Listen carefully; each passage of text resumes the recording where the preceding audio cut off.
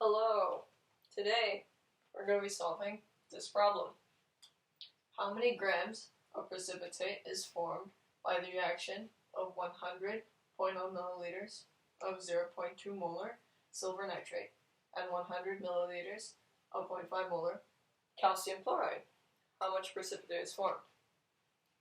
So, our first step, we have to make our reaction so we can identify the precipitate, and so we can continue our problem. So, silver nitrate and calcium chloride react. So we need to write that out. Silver nitrate, silver nitrate plus, and then our next reactant is calcium chloride. Calcium chloride reacts to form what? Well, because this is a precipitation reaction, it's going to be a double replacement reaction. So replacing everything, we get AgCl, silver chloride, and calcium nitrate after balancing out the charges. Now we have to balance this equation. We notice that there are two chlorines, so we must add a chlorine, make this 2. Now there's only one silver here, so we make this 2. It looks like everything else is balanced now. So now we have to figure out which one's going to be our precipitate. Well, calcium nitrate is a nitrate, and nitrates are soluble, so it's definitely not calcium nitrate. So then silver chloride is our precipitate. So then our overall net ionic would be Ag, 2Ag plus 2Cl minus equals to 2AgCl.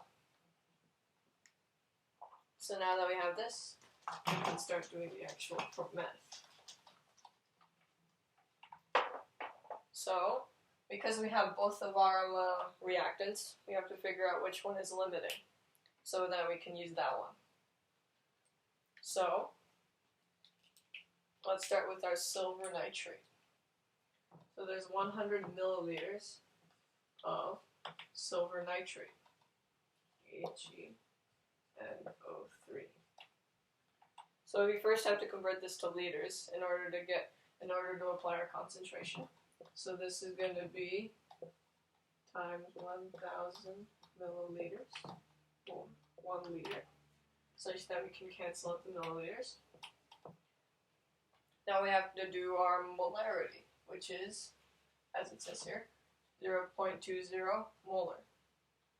And that means that there will be for every 1 liter, there will be 0.20 moles. So now we can just do the next one. This one will turn out to be about 0.020 moles. And then one final step we have to do is, this is in only silver nitrate. We want this to be in silver chloride. So then what we do is, for every 2 silver ions, so there's the silver ions here, there will be 2 silver chlorides, which will just be essentially multiplying by 1, because it's a 1-to-1 ratio, which would be 0.020 moles of silver chloride formed with this one.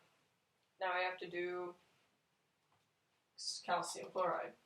We got, again, 100 milliliters of calcium chloride. We multiply this one we divide this one by 1,000 milliliters to convert this to liters. So we can apply our molarity, which will be 0.15 moles per liter. And then our final calculation we have to do is take this, and then it'd be for every 1 mole of calcium chloride, because there's 2 chlorides. For every 1 mole of calcium chloride,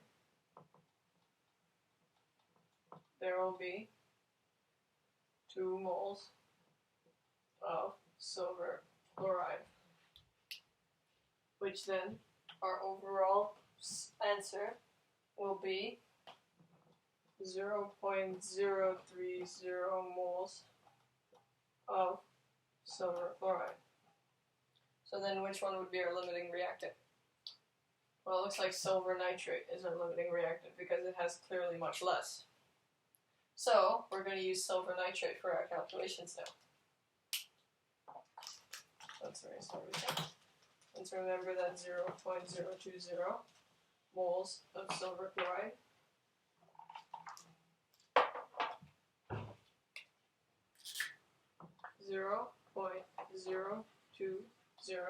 moles of silver chloride. Then we have to, because it wants it in grams, we have to multiply by the molar mass. So for every 1 mole, we have 143.35 grams. 143.35 grams per mole, which turns out to be about 2.86797 grams of silver chloride. Now I have to account for significant figures. Since there's only 2 sig figs minimum in the problem, we're going to just put 2.9 grams of silver chloride. And that's the problem. So, in summary, what did we do? Seems like I did a lot of dimensional analysis. So, what exactly was that for? So first, we've written our net ionic. We've written our net ionic equation. So we could find, by knowing what the precipitate is. Before that, we have to figure out precipitate. We'd figure out the precipitate. And after we figured out the net ionic equation, we'd have to figure out the limiting reactant. We have to figure out the limiting.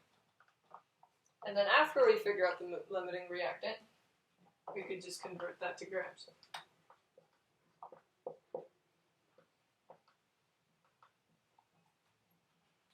So, hopefully that made sense. I hope you're having a good day. Goodbye.